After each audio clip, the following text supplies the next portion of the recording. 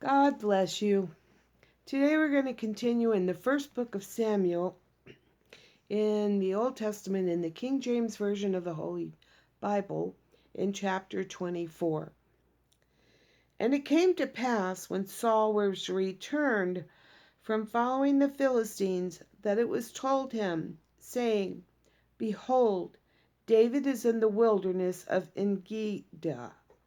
Then Saul took 3,000 chosen men out of all Israel, and went up to seek David and his men upon the rocks of the wild goats.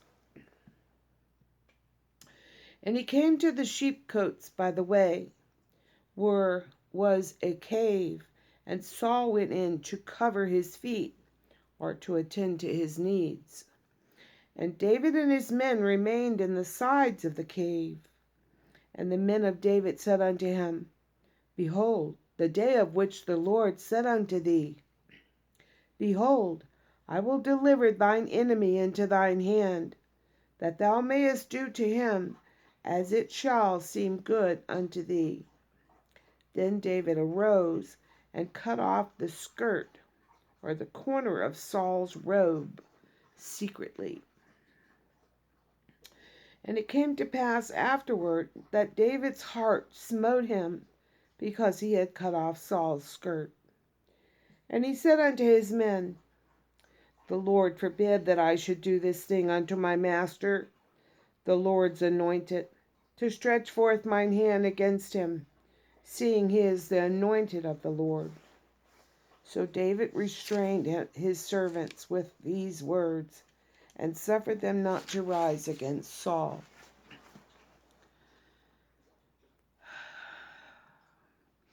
But Saul rose up out of the cave and went his way.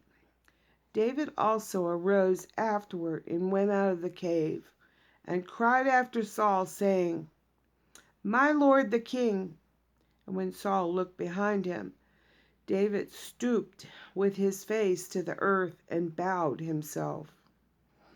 And David said to Saul, Wherefore hearest thou men's words, saying, Behold, David seeketh thy hurt? Behold, this day thine eyes have seen how the Lord hath delivered thee today into mine hand in the cave. And some bade me kill thee, but mine eyes spared thee, and said, I will not put forth my hand against my Lord, for he is the Lord's anointed. Moreover, my father, see the skirt of thy robe in my hand, for in that I cut off the skirt of thy robe, and killed thee not. Know thou and see that there is neither evil nor transgression in mine hand, and I have not sinned against thee, yet thou huntest my soul to take it. The Lord judge between me and thee, and the Lord avenge me of thee, but mine hand shall not be upon thee. As saith the proverb of the ancients, Wickedness proceeded from the wicked, but mine hand shall not be upon thee.